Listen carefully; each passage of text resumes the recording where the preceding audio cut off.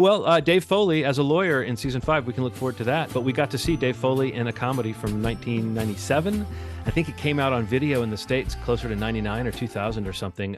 Wow. But the screenplay won some award at a film festival, and then they were kind of priming this movie around the same time that he was bouncing off of Kids in the Hall into the news radio space. So he was sort of like, there was a maybe there's a boy that could aspect to him, and it made me think of comedy vehicles as a concept, and that might be a fun broader topic to get into, as far as like Dana Carvey had a couple different comedians have had a couple attempts to take them and turn them into a movie character, and frequently they're like based on sort of a sketch aspect of what the sketch comedian did. And Dave Foley, this movie, you could argue it's pulled from 2 or 3 different Kids in the Hall sketches as far as the kind of character and the kind of bits that are in it. But it's a screwball kind of movie. I think Dave Foley's always had an eye for physical comedy, and he's always had an eye for like really dry one-liners and so forth. So it's an intriguing concept. Like, what does a Dave Foley movie look like? How did you feel about The Wrong Guy when you watched it in 2022, Ronald? The Ron Guy. That's what I call you. It was I like that. The Wrong Guy. That sounds I'm the John guy. The John guy. I thought it was really funny, man. It's just there's something that they do in the 90s that they don't really do anymore. They're like, everybody's playing it normal, and then there's one hyper person. Mm-hmm. I feel like that's not a thing anymore. That used to be like, that was the vehicle back in the 90s. It was like, in order for you to be that person, it was like a movie where everybody's kind of on one level of acting, which is typically just normal people reacting to things very normally. And then you have like this heightened personality that kind of moves all through the story and gives us like context. Because the scream that he had when he discovers the body is still stuck in my brain. You can hear it. Yeah. Yes, you can hear it. And he keeps repeating it too. And that's like that's kind of the like Andy Samberg stuff that I like jokes going on for too long. And that's in 97. Like, it was like really cool to see these like things that I think are funny to this day just lasting for longer than they have to. Stupid jokes that are not connected to anything, the context of the conversation that they're currently having, just stuff like that, man. And yeah, and he gets hurt a lot, and I think that's cool. There's stakes involved. There's like a real life shootout that happens that is so fucking heightened. And I almost don't feel like he's a dumb person. Like, he's silly, but he really is in the wrong place, wrong time, and not hearing some of the context of some of the things. Less dumb, more like bad luck. So he's very silly, obviously, but no, it's funny, that silliness of the persona. I was thinking the same thing, Ronald. I didn't so much tie it to necessarily just the 90s, but I did think about like that idea of like a comedy vehicle takes something that's funny about you and kind of spins it into a movie.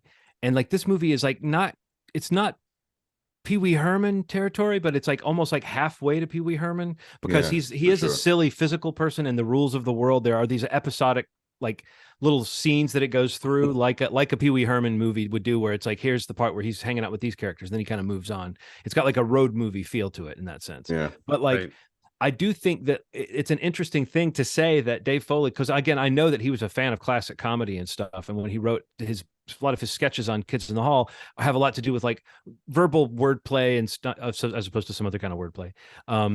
But like, it's interesting to see how much this movie does try to give you those little exchanges. I mean, just like going up to the guy at the bus station and saying, how far will $36 get me? And it's like, you're here.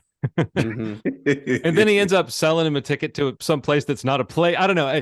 I just think that like, and we should say that the basic idea of this is a guy discovers a dead body, then thinks that people are going to think he's guilty of it, and that they're after him, like that the law is after him, that they're sure it's him.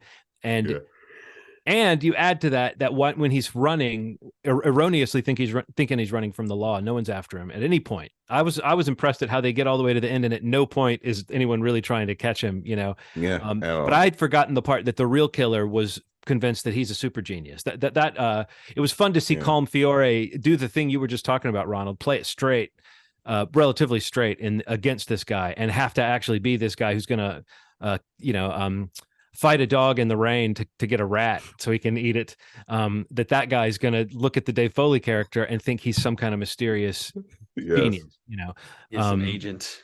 Right. And also I think the gag that, this might've been the first, well, I guess this is still after Usual Suspects, but looking around the room and trying to pull a fake name from just elements in the room. This may have been the first time I've seen that gag played this way. I feel like that's become kind of a go-to gag in some ways, But what did he say? Enema Bag Jones. Yeah. When he says the doctor's name and then the enema bag, oh god, man, I laughed my ass off. I didn't think that I'd laugh so much. What do you think, Steve? Yeah, I had never seen it either, Yeah. and and I don't even know, like, I definitely am aware and have seen a lot of the Kids in the Hall stuff, but I can't say that I'm like a fan. I know, John, you talk about him a lot. Obviously, Yeah. you're a big supporter. But I definitely respect, like, their place in comedy, and I know a lot of people who love them. But having this be the first time I've seen this, and like seeing a lot of the people involved in Kids in the Hall in the, like, kind of peppered throughout the movie, like, I definitely recognize the members. Yeah, Kevin McDonald, the guy who runs the hotel, right. He was frequently like a scene partner with Dave Foley in the sketches too. So them doing a scene together, that's the kind of shit they would do, a sketch where it's just two guys, talking nonsense to each other like that. So, but yeah, I don't know. Like, I thought it was super funny, and a lot of the scenes that Rana was mentioning were like standouts for me. And I think just the whole thing with the hitman and like the like the skewed perspective from each of them, like, I just the scene when they're like riding on the bus, and like, he's looking at him, and he's like looking at him, and the guy's like, oh god, I gotta speed off, and then you see Dave Foley's perspective, and he's just looking at himself in the reflection of the bus window. Yeah, I laughed out loud at that part. I was watching that by myself, like that, and I laughed out loud. Yeah. And like stuff like that is just so, like, I think the good word, like Ronald said, was like silly. It's just it's very smart, and it's like clever, but it's so silly. And every situation that he's in where that kind of is playing against what somebody on the other side of the conversation is experiencing, or that we're seeing with them, it's always like, it's pretty consistently funny when it flips over to Dave Foley's perspective on what's happening. Yeah. And just how, like, it's one beat behind or one step off, it's like, it's just so consistently, those reveals are really great. And I also like the agents, or the cops that were like kind of on the trail but not on the trail, just kind of doing what they could with the federal budget, or whatever. He gets the expense account. He's ready to quit the case because the feds are here, and they're like, you've kind of been running this case, we could use your expertise, we'll just give you the expense account. And then after that, he's like, I forget the line, but it's something to the effect of, I don't think he's ever been to this French restaurant either. He's I know. And you notice that when you cut to him, he's got like nicer frames and his suit's better.